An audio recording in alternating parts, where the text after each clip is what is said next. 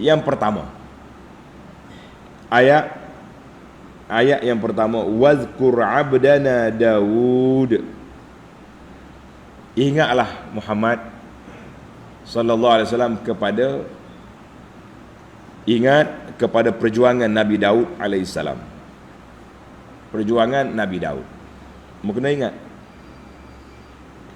Siapa dia Daud? Dua sifat Tuhan Allah Taala sifatkan dalam ayat yang kita baca ni. Zal aidi, kuat. Innahu awwab. Tengok ayat 17. Zal aidi, yang pertama dia kuat, yang kedua dia banyak kembali kepada Allah. Maka dalam ayat ini para pelajar sekalian, dalam faedah yang pertama ini, letak nombor satu, Allah Ta'ala puji Daud sebab apa? Sebab dia kuat. Kuat apa?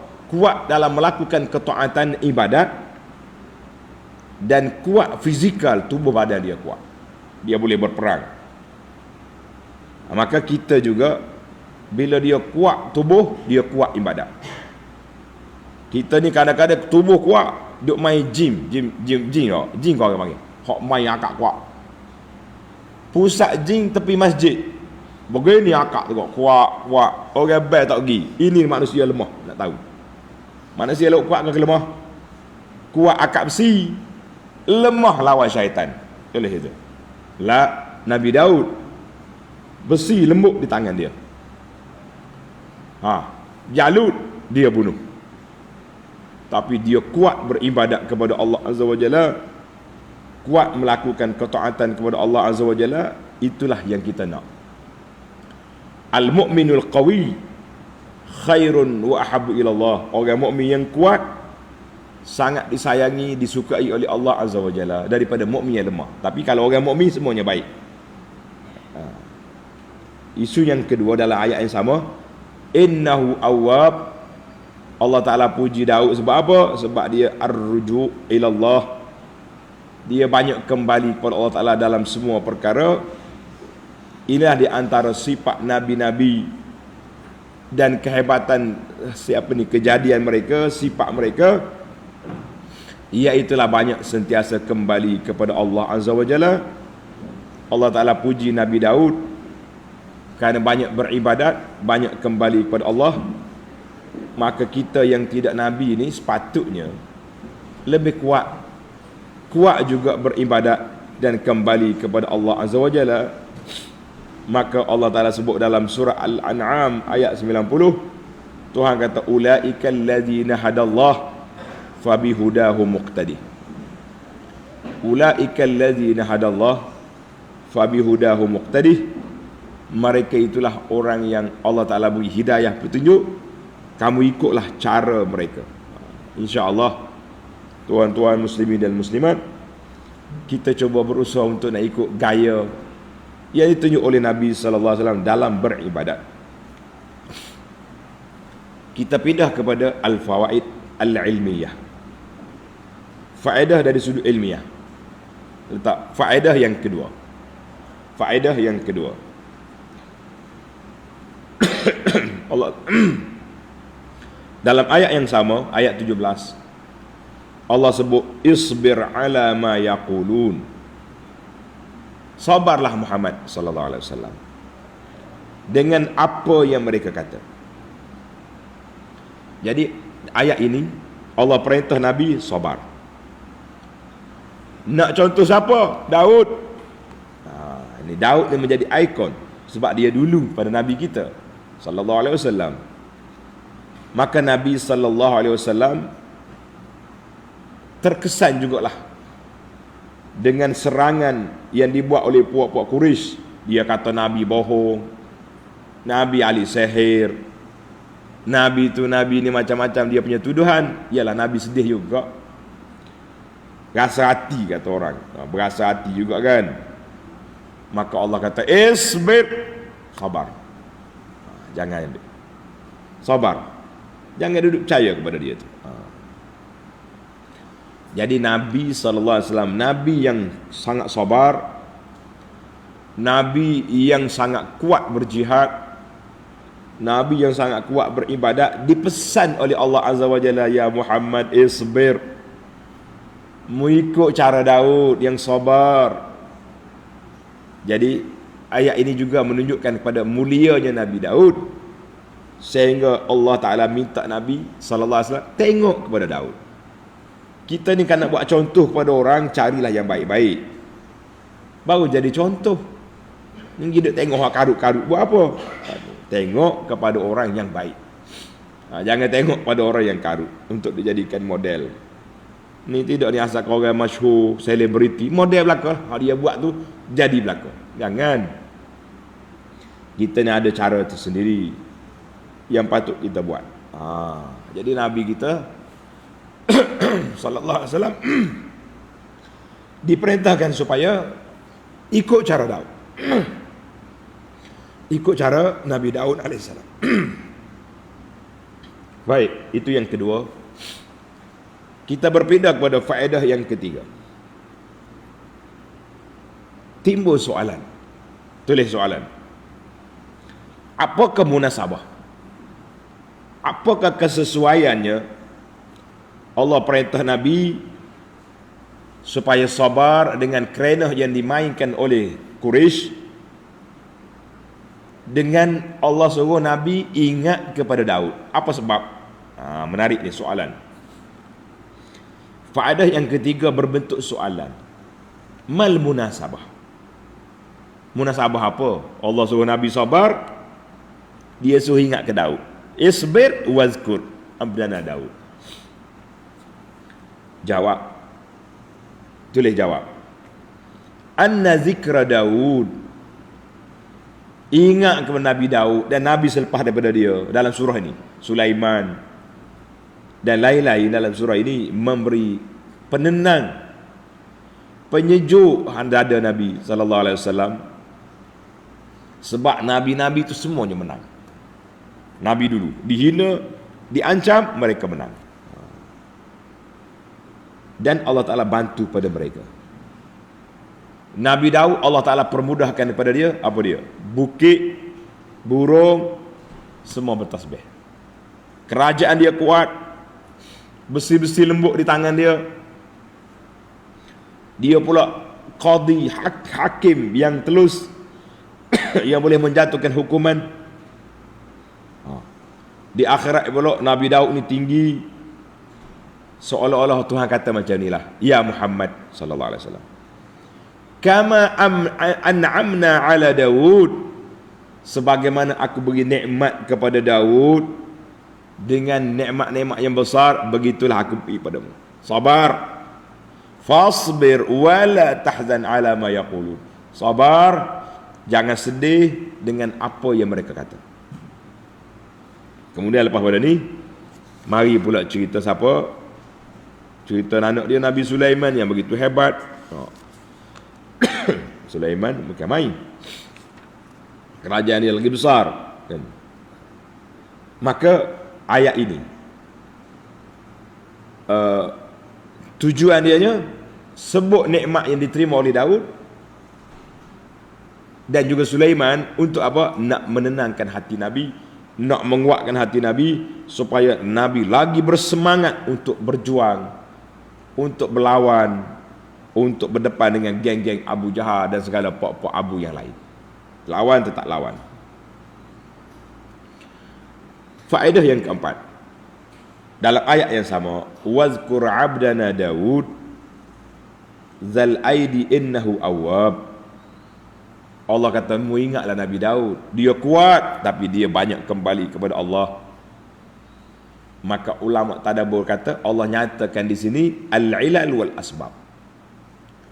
Dinyatakan sebab kenapa Daud dijadikan ikon, kenapa Daud dijadikan model.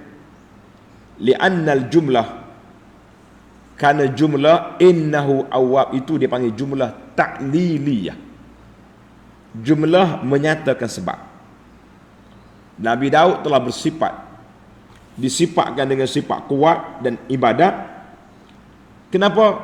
Kerana dia banyak kembali kepada Allah Azza wa Jalla. Maka setiap kita yang banyak kembali kepada Allah, sudah pasti dia kuat dalam bab ibadat dia. Kalau fizikal lemah pun tak apa. Kat, kadang-kadang fizikal kita lemah. Nak berlarak pun tak berjalan, tak kuat. Tapi kuat sudut ibadat. Dia kata, ustaz saya tak mampu dah nak pergi. Tapi tangan tu sentiasa tasbih. Subhanallah, alhamdulillah, Allahu akbar.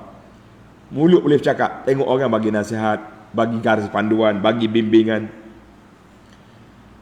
Tak lekang daripada mulut kita duduk tasbih, ingat Allah. Kuat, alhamdulillah.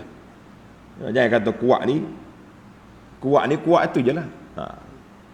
Jadi Allah Ta'ala sebut di antara waktu Nabi Daud beribadat bila bil-asyi, tengok dalam ayat, bil-asyi wal isyraq, petang dengan pagi. Mana dalil ini juga dalil supaya kita sentiasa berzikir pada waktu pagi dan petang. Zikir pagi petang ni jangan lupa. Sentiasa kita berzikir. Lepas subuh baca zikir pagi, lepas asar baca zikir petang. Dan jangan lupa salatul duha. Nabi sendiri sallallahu menamakan solat duha tu salatul awabin. Tulis awak. Salatul awabin hina tarmadul fisal. Solat orang yang baik-baik. Salatul awabin, solat orang yang baik-baik ni ketika panasnya anak unta panah dah. Bila tu? Waktu duha. Alhamdulillah, muslimin dan muslimat, orang yang hebat, orang yang awab, iaitulah orang yang boleh solat duha. Hebat ke tidak solat duha ni? Dia panggil salatul awabin. Salatul awabin. Ketika panahnya, anak unta panah, dia lari. Dia lari nak pergi berteduh tu. Itu dia panggil salatul awabin. Hadis ini alhamdulillah, salatul awabin, hadis ini sahih, dikeluarkan oleh Imam Muslim. Tulis hadis rawahu Muslim daripada Zaid bin Arqam. Satu hari Zaid bin Arqam ni sahabat, dia tengok orang duk solat duha, duk solat sunat waktu pagi. Dia bertanya, ama qad alimu anna as-salata fi hadhihi as-sa'a afdal? Sahabat-sahabat yang solat ni, awak tahu ke tidak solat waktu ni afdal? Tahu ke tidak? Sahabat tanya tabi'i lah. Qal inna Rasulullah sallallahu alaihi wasallam qala salatul awabin hina tarmadul fisal. Solat orang baik-baik ni, orang awabin, orang yang banyak kembali kepada Allah Azza wa Jalla ketika panahnya anak unta. Jadi anak unta rasa panah, dia pun lari pergi berteduh. Itu dia panggil solat duha. Maka di sini para jemaah sekalian, muslimin dan muslimat, jangan lupa solat duha. Kita yang ikut kuliah ni habis kuliah ni masuk dah waktu duha. Tapi itu waktu awal waktu. Waktu duha yang betul-betul afdal bila? Nanti jam 9.30, 10 nanti. Ketika panah, itu waktu afdal. Dia kata waktu tu afdal. Waktu tu kita nak pergi pasar pagi, ustaz. Sabar sekejap, 2 rakaat je duha. Tapi tuan-tuan yang tunggu di masjid sekarang, jangan lupa maya dulu. Kita ambil duha yang pertama ni sebab nak ambil pahala orang yang menunggu selepas subuh duduk sampai naik matahari. Selesai. Alhamdulillah. Kata alhamdulillah. Ini amalan kita hari-hari. Nah, selepas kita dengar tazkirah mengaji tafsir ni, kita solat. Kemudian nanti panah kaki unta nanti kita solat lagi dalam pukul 9.30, pukul 10. InsyaAllah. Mudah-mudahan kita termasuk dalam awabin. Allah puji Nabi Daud, innahu awab. Kenapa kita tak memasukkan, tak calonkan diri kita dalam qafilatul awabin, dalam karavan, dalam kafilah, dalam kumpulan orang-orang yang banyak kembali kepada Allah? Mari kita solat duha, jangan lupa. Tak sudut kaitlah dengan solat duha dengan solat projek. Itu toke-toke punya solat. Tak setengah orang tu, saya solat duha tak berhenti ustaz sebab ni nak pergi atas tenda projek sekian-sekian. Kita kata apa kena mengena projek tenda awak dengan solat duha? Kalau tak ada tenda tak ada solat? Tak. Itu orang dunia dia mikir macam tu. Kita terus fikir hak dunia, kita nak fikir hak akhirat. InsyaAllah. Mudah-mudahan Allah Ta'ala beri apa yang kita dapat. Allah Ta'ala masukkan kita dalam kumpulan awabin, orang yang banyak kembali kepada Allah. Faedah yang kelima yang terakhir, inna sakharnal jibala ma'ahu yusabbihna. Kami permudahkan bukit bukau bertasbih bersama dengan Nabi Daud. Termasuklah burung-burung. Macam mana kita duk fikir benda jamadat benda tak ada nyawa. Bukit, pokok mana ada nyawa. Macam mana dia nak apa ni, nak bertasbih? Kalau burung dia ada nyawa, dia bunyi, tapi dia tak ada akal, dia ada otak. Hak ni langsung tak ada. Jadi kita kata jangan pelik, tuan-tuan dan puan-puan. Anna lil jamadi iradatun. Benda yang pejar, benda yang kerah, benda yang tak ada nyawa ni pun ada juga kehendak dia. Ada juga kehendak dia. Sebab kalau dia tasbih, mana dia nak apa? Nak mengabdikan diri kepada Allah Azza wa Jalla. Jadi pokok-pokok ni dia ada kehendak dia je. Sebab itulah kadang-kadang bergoyang gini batang dia. Dia nak cari apa yang dia nak. Dia bayang di sini, dia pusing sini. Mana dia ada kehendak. Tadi Ana dah buat contoh dengan handphone kita ni. Daripada dia tu besi, plastik, dia juga boleh bercakap. Apa pelik Tuhan nak suruh bukit bukau, pokok kayu bertasbih?